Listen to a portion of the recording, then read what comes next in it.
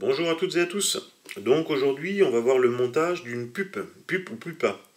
Donc pour ceux qui ne savent pas ce que c'est une des 4 étapes de naissance du sedge. Alors le sedge au départ est un trichoptère qu'on trouve souvent dans un petit tube de gravier ou de brindille qui est collé sous les cailloux, ce qu'on appelle le trichoptère. L'arbre trichoptère est plus communément appelé porte-bois. Donc quand elle se met en état de passer en état de, enfin, quand elle se met en état de nymphe, elle passe, donc il y a un développement des ailes qui se font, et là on dit qu'elle passe en état de pupe, donc pupe ou pupa. Après, elle passe en état d'émergente, pour arriver enfin en mouche volante, en état de sedge. Donc là aujourd'hui, on va voir le montage de la pupe. Donc pour ce faire, il va nous falloir un hameçon de 14 type calice, un javis. Alors qu'est-ce qu'un javis? C'est un petit lest.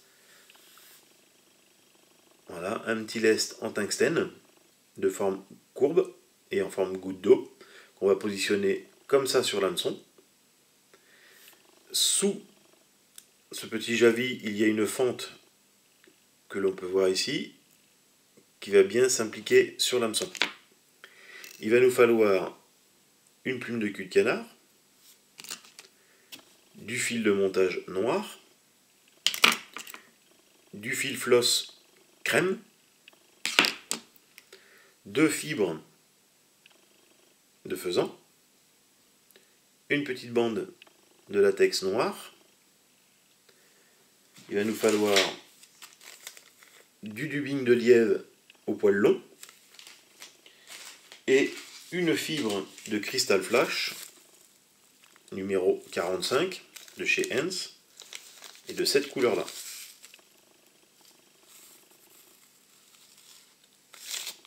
Allez, go, c'est parti pour le montage. Donc là, je vais commencer par un ou deux enroulements. Enfin, pas un ou deux, mais quelques enroulements.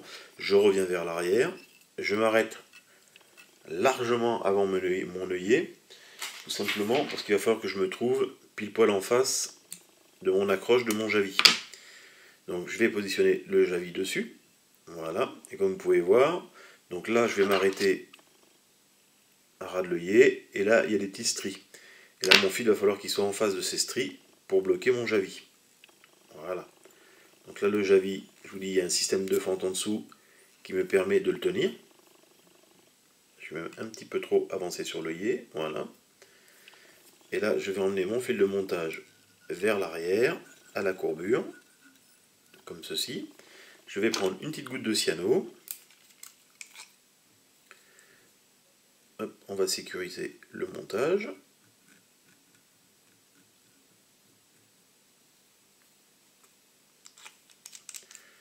Voilà. De là. Qu'est-ce qu'il fait là, ce poil? Voilà. Donc là, je vais lui emprisonner mon fil floss. Hop, en gardant l'excédent sur le dessus, qui va nous permettre de mettre un peu de matière et combler cet escalier qu'on a ici là.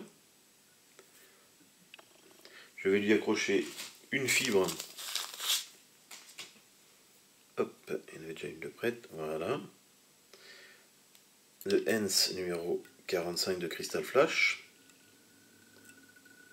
Voilà. Et là, je remonte avec mon fil de montage, en gardant bien, comme je vous ai dit, le fil floss par-dessus. Ça nous fait un peu de matière et ça nous permet de boucher. Voilà. Ici, je vais couper l'excédent du Crystal Flash et du fil floss. Et on va aller arrêter notre fil de montage sur le javis. Alors le javis, attention qu'il soit bien positionné dans l'axe, que la fente soit bien mise. Parce que le fil de montage là il va nous gêner pour l'instant. Donc là on l'arrête, on le reprendra après. Donc un tour ça suffit, un nœud d'arrêt, on coupe l'excédent. Voilà. Là on va commencer à dresser notre corps en forme conique pour venir combler justement cette marche là comme je vous ai dit.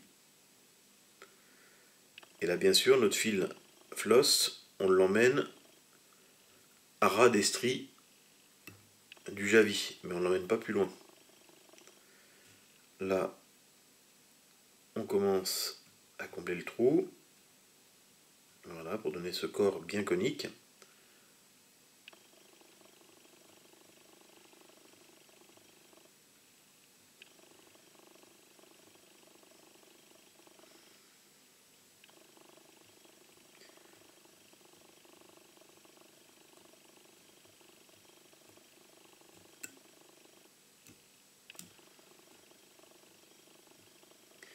Ici, on va arrêter notre fil. On redémarre avec notre fil floss, avec notre fil de montage, pardon. On coupe l'excédent. Alors on fait attention au tinsel qui peut s'enrouler là, comme ça c'est fait. Voilà. Ici, hop, on va bloquer le tout. On va faire 2-3 tours. Voilà, j'aime bien le bloquer par-dessus là-haut.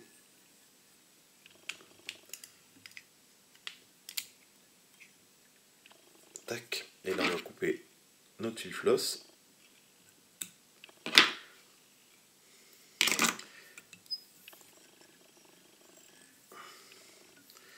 Là, on va y arracher les quelques fibres qui nous gênent. On va lui mettre une petite goutte de cyano sur notre fil floss pour sécuriser le montage. En même temps, durcir le fil floss, donner un peu de côté translucide à ce fil. Et bien sûr, coller notre flash à bout dessus. Notre cristal flash, pardon. Il faut savoir qu'avec la cyano, le fil floss durcit. Donc là, on va faire nos enroulements. Donc en spire non jointive, bien régulier. Vous voyez, je fais 3 enroulements maximum, voire 4. Entre 3 et 4 sur le corps, ça suffit amplement.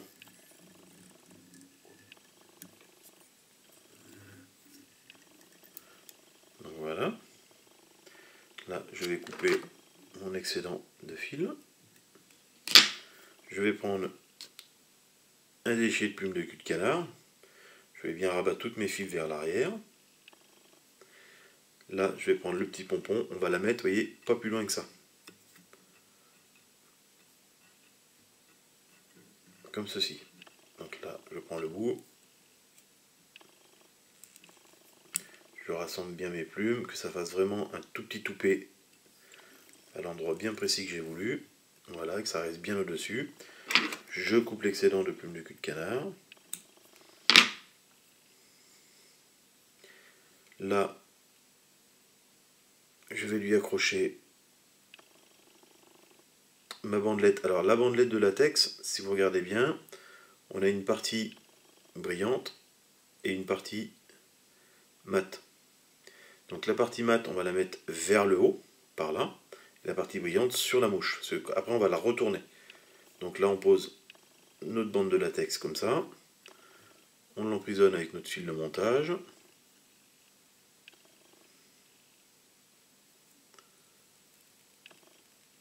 En faisant bien attention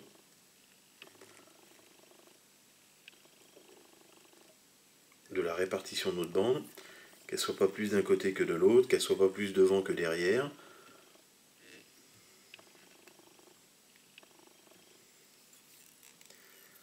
Là, on sécurise le tout. Voilà. De là, on va prendre nos 2 fibres de faisan qu'on va placer sur le côté.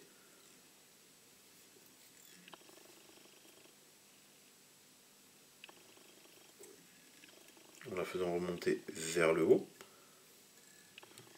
Voilà. Pareil de l'autre côté.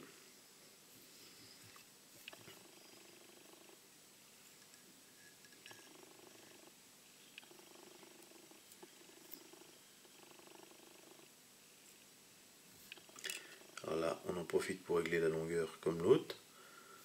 Ça sert à rien qu'elle soit trop grande, ni trop courte non plus.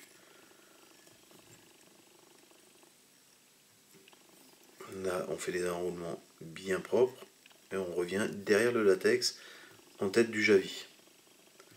Là, on coupe nos excédents.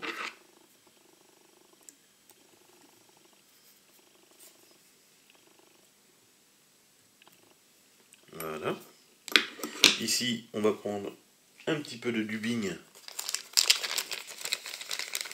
de lièvre. Vraiment une petite pincée. Et on va étaler, vous voyez, nos fibres. On va en prendre là, on va tirer dessus, on va placer les autres dessous, et ainsi de suite comme ça. Pour avoir un dubbing, pour avoir un dubbing avec les fibres, tout dans le même sens si possible. Donc voilà, ici on va prendre notre aiguille pour le fil fendu.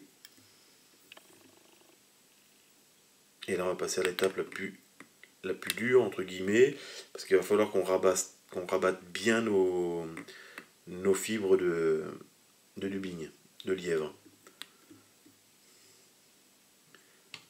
Donc, petit fil fendu, on prend notre dubbing de lièvre poil long, on le met au milieu.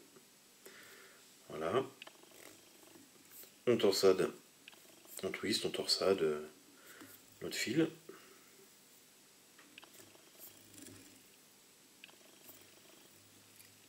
En faisant bien attention, bien sûr, de ne pas casser.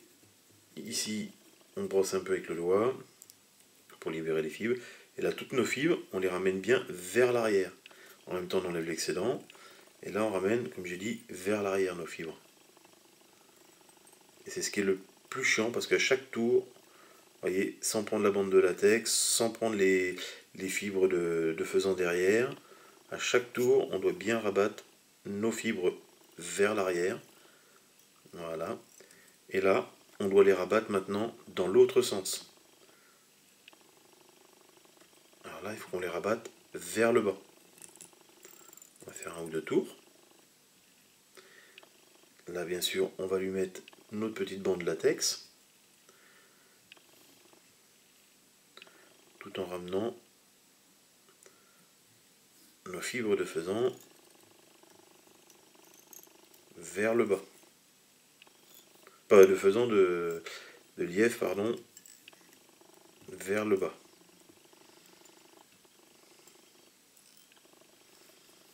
Voilà. Là, on va couper. Enfin, pour l'instant, non. On va couper. Si on va couper notre latex.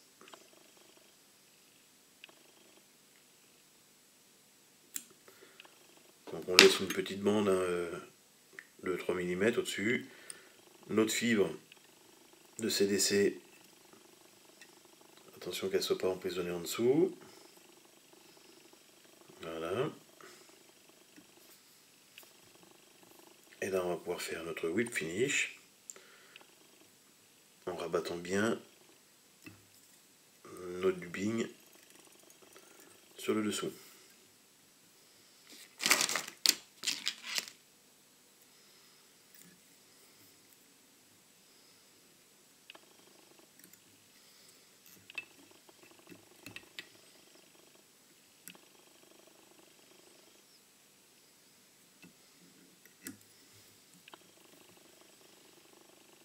Voilà.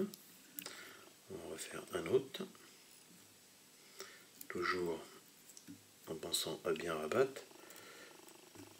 Alors c'est une petite nymphe qui est assez embêtante à monter, entre guillemets, qui demande un peu d'effort. Vous voyez, quand il y a des fibres qui ont décidé de vous embêter, voilà, on va y arriver à force.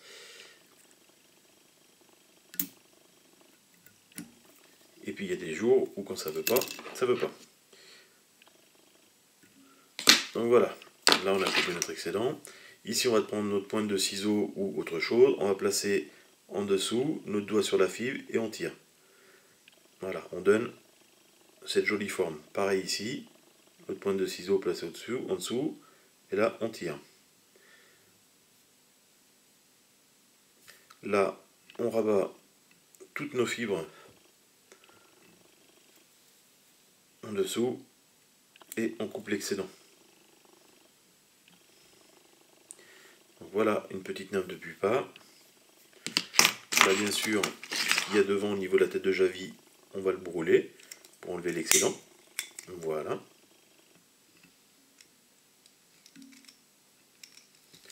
Et on va finir le tout par une petite goutte d'UV.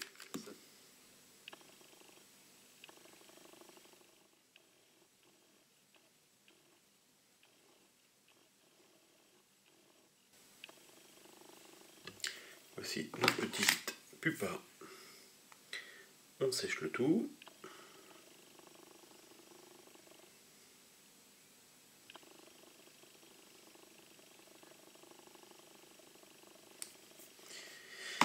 Et voilà. Donc une lame de pupa. Bon montage à tous.